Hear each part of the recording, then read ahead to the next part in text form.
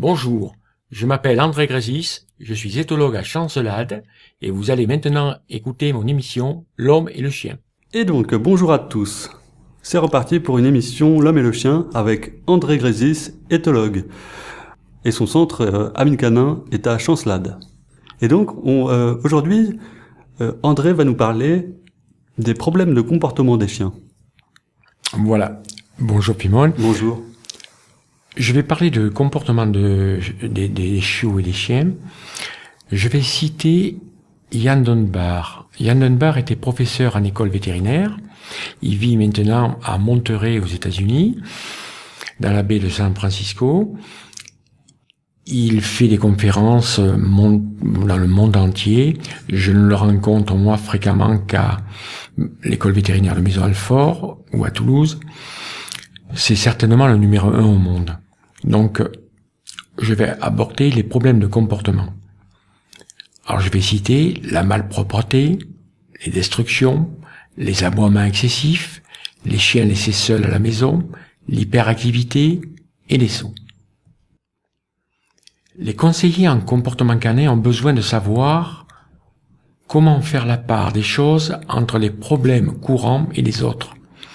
Comment prévenir les problèmes de développement du chiot qui sont tout à la fois prévisibles et naturels? Comment envisager de façon critique la gravité de chaque problème existant? Comment établir des pronostics réalistes? Et comment apporter des solutions adaptées à chaque problème? Nous allons évoquer les problèmes courants du nouveau chiot. La malpropreté, les mordillements, les aboiements excessifs, les fugues, les trous dans le jardin et l'anxiété de séparation.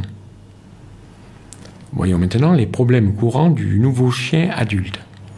Le chien qui saute, qui tire en laisse, qui ne revient pas au rappel, qui ne s'assied pas, qui a peur des humains, en particulier ce que l'on voit souvent, des hommes et des enfants, et qui se bat avec les autres chiens. Tout le monde a rencontré ce type de problème. Nous allons voir les solutions effectives. Tout d'abord, le conditionnement classique, que l'on appelle conditionnement de Pavlov. Les chiens apprennent par association entre des stimuli et des actions. Ils apprennent qu'une chose en amène une autre, et ainsi à anticiper ou à prévoir ce qui va se passer. Avec la répétition de ces associations, un stimulus, auparavant neutre, pourra acquérir la signification de sa conséquence anticipée. Rappelez-vous la cloche qu'utilisait Pavlov pour signifier au chien que de la nourriture arrivait. Supprimons la nourriture. Lorsque la cloche sonnait, des sécrétions de suc gastrique étaient constatées, ce qui signifie que le conditionnement classique devenait actif. Nous allons voir maintenant le conditionnement opérant. C'est celui que nous appliquons à Amine Canin. La fréquence de chaque comportement est modifiée par sa conséquence immédiate. Si la conséquence est agréable, les récompenses, le comportement qui la précède immédiatement sera renforcé et plus souvent proposé. Si la conséquence est désagréable, punition, le comportement qui la précède immédiatement sera inhibé et moins souvent proposé. Rappelons qu'au centre Amine Canin, nous ne pratiquons pas la punition. Simplement, lorsque on a obtenu ce que l'on voulait, le chien est récompensé. Si on ne l'obtient pas, il s'écoule 20 secondes où il ne se passe absolument rien. Nous allons voir maintenant l'éducation au leurre, la récompense. Le chien est leurré par la récompense, dans l'objectif qu'il propose une certaine réponse, puis il est récompensé pour cette bonne réponse. Cette éducation comporte 4 étapes. Donner l'ordre. Deuxièmement, amener le chien à adopter le comportement désiré. Troisièmement, attendre qu'il propose la bonne réponse. Quatrièmement, récompenser le chien. Comme il est très facile de leurrer un chien pour l'amener à faire des choses, L'éducation au leurre, récompense, est de loin la méthode la plus rapide pour éduquer un chien.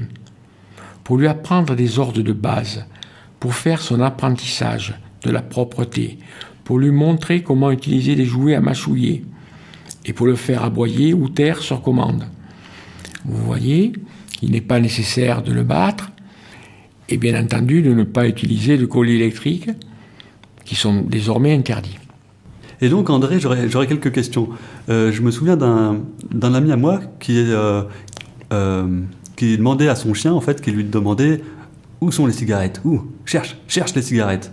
Et le chien était capable et le chien a retrouvé ses cigarettes et lui a apporté. Alors, comment faire, comment a-t-il fait, et comment, d'après toi, il faudrait faire pour arriver à une telle prouesse? Alors, puisque le chien réagit par association d'idées, il s'agit, dans un premier temps, dans sa tête à lui, d'associer, par exemple, le paquet de cigarettes avec une récompense. Donc, lui considérera que chaque fois qu'il l'a, qu'il le ramène, il est récompensé. Donc, à partir de là, c'est sans limite. C'est-à-dire que on peut leur faire chercher des truffes, on peut leur faire chercher des objets comme de la poudre ou de la drogue. Les douaniers, ils utilisent les chiens pour trouver de la drogue. Bien sûr. Mais j'ai vu des images qui m'ont un peu gêné par moments. Donc je préfère ne pas en parler, mais j'ai vu des images qui m'ont terriblement gêné. Je préfère la méthode des agriculteurs qui font chercher la truffe avec des récompenses, et de tout temps. Et même quand on utilisait des cochons, c'était exactement la même chose. D'accord, et donc ils utilisaient le cochon pour... Enfin, ils utilisent encore, je crois. Bien sûr. Et donc ils donnent une récompense au cochon? Bien sûr. Alors comment ils font précisément? Ils montrent la truffe au cochon, ils le font sentir? Pas tout à fait comme ça. Il s'agit de mettre la truffe en terre avec une récompense très, très, très appétante dessous. Et au bout d'un quart d'heure, 20 minutes, on enlève la récompense. Donc, le chien ou le cochon, là on est sur le chien, repère l'odeur de la truffe et commence à vouloir, par association d'idées, parce qu'il y avait une récompense avant, à commencer à gratter. Donc là, immédiatement, il est récompensé. Ah d'accord. Immédiatement, il reçoit le morceau de foie.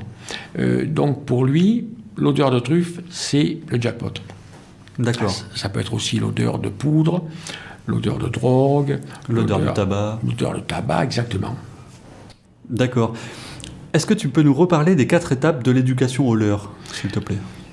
Alors, là, on est sur du conditionnement classique de Pavlov. C'est-à-dire, premièrement, on donne un ordre. Par exemple, assis. Amener le chien à adopter le comportement désiré. Il s'assoit, ou attendre qu'il propose la bonne réponse. C'est la 3e phase. Et ensuite, lorsqu'on a obtenu ceci, on récompense le chien. Nous, on va opérer sur un comportement opérant de Boros-Skinner. C'est-à-dire qu'on ne va pas donner d'ordre. Mais en revanche, on va, lorsqu'il va, lui, adopter une position qui nous plaît, c'est-à-dire, par exemple, s'asseoir, immédiatement, on va le récompenser. Et si on le récompense à ce moment-là, par association d'idées, lui, il va déterminer que lorsqu'il est dans cette position, il est récompensé. Donc il va adopter systématiquement, lorsqu'il sera face à nous, cette position. Ça s'appelle la loi empirique de l'effet d'Ernest Thorndike en 1930. D'accord. Ça s'appelle récompenser les comportements que le chien offre spontanément. Attendez simplement que votre chien vous présente ce que vous voulez, puis félicitez-le et récompensez-le. Soyez attentif au moment où il s'assoit. Et à ce moment-là, félicitez-le et récompensez-le. L'éducation à la récompense demande un peu de temps au départ, mais plus vous répétez les exercices et plus l'apprentissage devient rapide. Elle est idéale pour les chiens distraits, hyperactifs, peureux ou agressifs. Ok, entendu. Merci beaucoup pour ces explications. Nous allons maintenant faire une petite pause musicale et nous allons écouter Nightwish, Ghost River de Nightwish.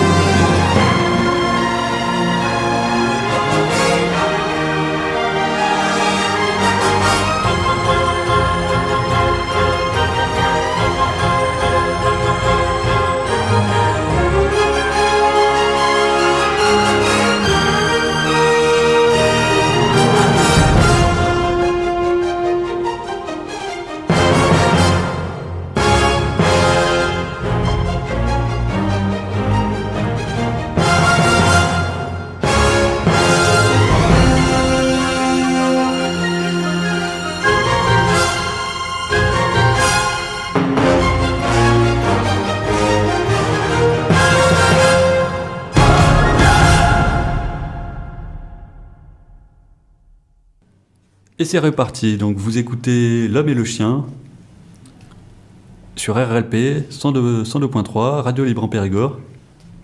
Et donc vous écoutez l'émission L'Homme et le Chien avec André Grésis, éthologue. Son centre est à Chancelade. Son centre s'appelle Amicanin et se situe à Chancelade. Et donc on continue à parler de chiens et de l'éducation. On va parler de chiens qui sont par exemple éteints, qui ont été éteints par des mauvais traitements et du déconditionnement progressif. Alors qu'est-ce que c'est que ça, le déconditionnement progressif ? Donc, nous allons parler du déconditionnement progressif. Les chiens doivent être déconditionnés aux stimuli générateurs de peur qui ont été habituellement associés à des situations désagréables. La meilleure façon de faire consiste à inverser le processus. Ainsi, le chien apprend à associer le stimulus générateur de peur à des situations agréables. Si la peur est importante ou si le chien agit agressivement, le processus de déconditionnement doit être graduel et progressif. Dans un sens, le déconditionnement progressif inclut le façonnage d'une réponse émotionnelle habituellement conditionnée. De façon très graduelle et progressive, le chien accepte des stimuli de plus en plus générateurs de peur et les associe à des situations ou des résultats agréables pour lui. Par exemple, des friandises. On va prendre un exemple concret. Un chien a peur du chien du voisin, qui est derrière le grillage. Vous vous mettez à distance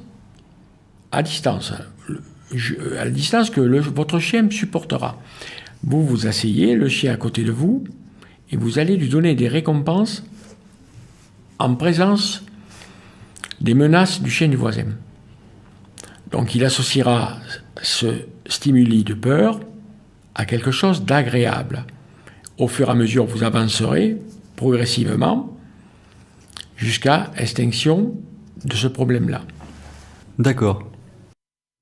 Maintenant, nous allons voir comment récompenser la cessation d'un comportement, ce qui est primordial. Attendez simplement que le chien cesse d'adopter le comportement non désiré. Puis, félicitez-le et récompensez-le. C'est une technique extrêmement efficace pour les grognements, les aboiements, les gémissements, les sauts, les chiens qui tirent en laisse et ceux qui sont inattentifs à leur maître. Pensez à ça. Pensez à la devise d'Amicanin, qui est représentative de ce que l'on vient de dire. Il vaut mieux récompenser ce que l'on veut obtenir que punir ce que l'on veut voir disparaître. D'accord, donc il vaut mieux récompenser ce qu'on veut voir obtenir plutôt que de punir et de battre son chien pour rien. Aucune efficacité à faire du mal à son chien. Des répercussions négatives. Des répercussions négatives qui seront une création d'anxiété monumentale. Création de l'anxiété plus comportement non désiré, on va sur une série de problèmes à vie. Alors, bien sûr, on peut tellement le battre qu'il va... Je vais citer un exemple, comme ça ce sera illustré. Une chienne faisait ses besoins dans la maison. La dame rentre à l'improviste, voit les besoins dans la maison et la bat, mais très très fortement. Et elle me dit, elle a cessé immédiatement de faire ses besoins dans la maison. Et je lui dis, et alors ? Parce que je ne suis pas dupe, c'est-à-dire, on l'a battue, on a créé l'anxiété, donc le problème a été déplacé. Résultat, elle a détruit le canapé et la salle à manger. Chose qu'elle ne faisait pas auparavant. C'est-à-dire qu'en réalité, on n'a absolument rien gagné. On a simplement déplacé le problème, alors qu'il aurait fallu lui montrer que faire ses besoins de bord était fortement récompensé. On a déplacé le problème et on n'a absolument rien gagné. Tout le monde y a perdu. D'accord. Ouais, c'est bien illustré du coup, parce que c'est très représentatif, j'imagine. C'est tout à fait, c'est exactement c'est le cas souvent. Lorsqu'on bat un chien, on va déplacer le problème. Il cessera momentanément le problème en question, mais immédiatement, je dis bien immédiatement, il y en aura un autre qui aura pris la suite. Donc, réglons l'anxiété, réglons les problèmes de façon positive, et tout ira bien dans toutes les maisons. D'accord. Entendu. André, merci beaucoup. Merci à toi, Pimon. Donc je vais rappeler aux auditeurs que si vous avez des problèmes avec vos chiens, n'hésitez pas à contacter André Grésis, éthologue à Chancelade. Il a son centre Ami Canin. Vous pouvez le retrouver sur internet aussi, donc Ami Canin. Est-ce que tu as un numéro de téléphone peut-être Oui, je vais donner le numéro de téléphone. C'est le 05 53 09 05 85. D'accord. Ok. Merci beaucoup André. Merci Pimon. À la prochaine. Au revoir. Au revoir.